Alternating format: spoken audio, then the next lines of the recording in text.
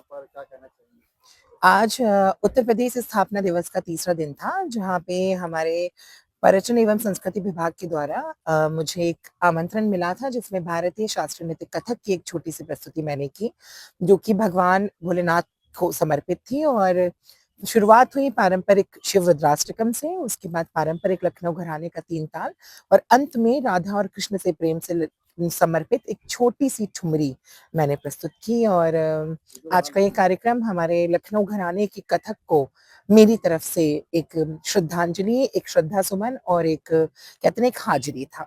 हम बात कर लें कि चारधाम जो संस्था है, उसके लिए लगातार आपके द्वारा कार्य किया जाता है। तो आने वाले समय में किस तरह के नए कार्य होने वाले हैं? एक ऐतिहासिक फैसला 2014 में आया, जब हम ट्रांसजेंडर व्यक्तियों को उत्तर प्रदेश, भारत सब में और इस पूरे संसार के अंदर एक थर्ड जेंडर के रूप में लीगली रिकॉग्नाइज किया गया। और आपको जान के खुशी होगी, भारत 7वां देश बना पूरे भारत के अंदर जहाँ पे ट्रांसजेंडर व्यक्तियों को लीगल अधिकार दिए गए।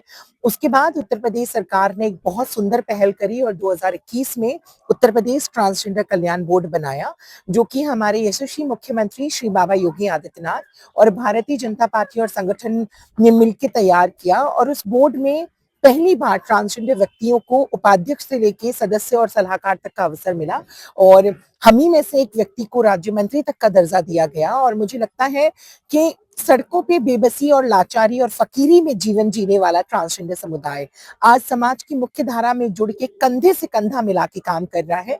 पर अभी भी कहते हैं मिटी नहीं है, अभी भी गैप मिटा नहीं है। आज भी हम वही पुरानी सोच से, पुरानी मानसिकता से ट्रांसजेंडर व्यक्तियों को देखते हैं।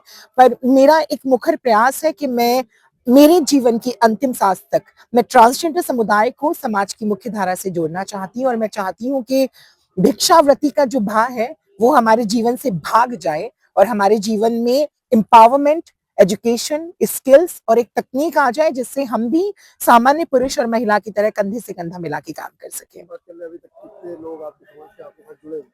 आज हमारी चूंकि टोटल पॉपुलेशन अगर हम उत्तर प्रदेश में बात करें, तो 2011 के सेंसस में उत्तर प्रदेश में 1 लाख से ज्यादा ट्रांसजेंडर थे। बट मैं गारंटी से कह सकती हूँ, क्योंकि 15 साल बीत चुके हैं जनगणना को, तो अगर हम अभी जनगणना करेंगे तो उत्तर प्रदेश में आप 10 लाख ट्रांसजेंडर व्यक्तियों को देखेंगे। तो कितना बड़ा एक एक तबका है, एक समुदाय है। पर क्या हम धरातल पे उनको सेवाएं दे पा रहे हैं? क्या धरातल पे उनको हम मुख्य धारा से जोड़ रहे हैं? मैं तो हर रोज प्रयास करती हूँ, सुबह उठती हूँ और यही सोच के साथ में लगी रहती हूँ कि कुछ नया परिवर्तन, नई सोच, क्योंकि आज मुझे ही देख लीजिए, I am the biggest example for the society के मेरे जैसे लोग जो भिक्षावृत्ति और देह व्यापार में अपना जीवन जीते हैं, आज वो इतने बड़े मंच पे भारतीय शास्त्रीय नृत्य प्रस्तुत कर रहे हैं।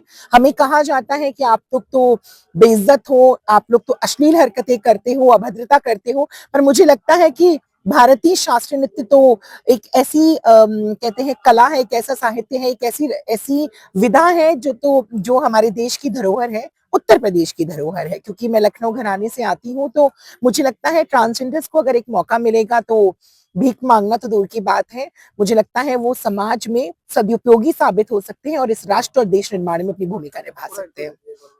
मेरा नाम देविका देवेंद्र एस मंगलामुखी है।